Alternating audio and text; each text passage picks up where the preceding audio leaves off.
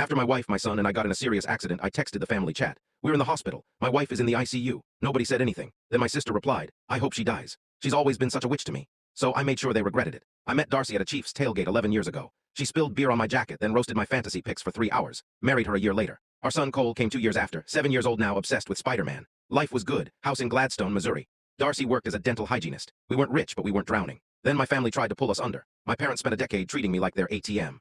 3 years ago, when their mortgage collapsed, I refinanced everything into my name. They were supposed to pay rent. Never did. But my mom posted vacation photos. My dad bought a riding mower. My sister Haley had money for spa weekends. Rent for me next month. That Sunday in October, we were heading to a pumpkin patch, 4 blocks from home. An SUV ran a red light at 50 Miller's Map Pike. Metal screamed. Glass exploded. When I opened my eyes, smoke filled the car. Darcy slumped against her window, blood running down her face, not moving. Cole sat frozen, staring at nothing. The driver stumbled out, swaying drunk, started walking away. A neighbor tackled him. They cut me out with the jaws of life.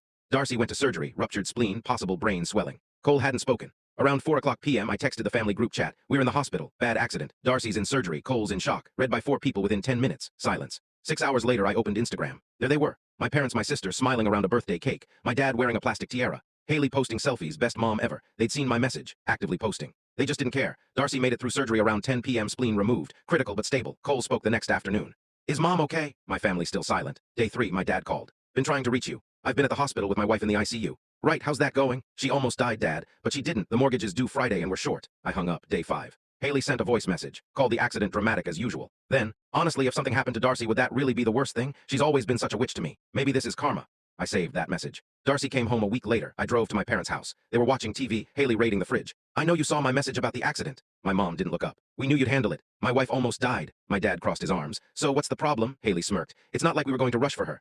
I heard your voice message, Haley. Where you hoped she'd die. Learn to take a joke. I pulled out the paperwork, the quitclaim deed they'd signed, the mortgage statements. You have 60 days to find a new place. Silence. This is our house, my dad sputtered. No, it's mine. You haven't paid rent in 3 years. My dad got in my face. You'll regret this.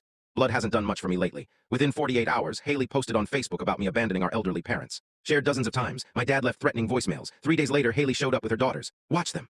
No, she laughed, got in her car, drove off, left them on my porch. I called the police. Reported child abandonment, pressed charges. They found Haley at a restaurant, cited for child endangerment. She called screaming, you ruined my life. You left your kids on a porch.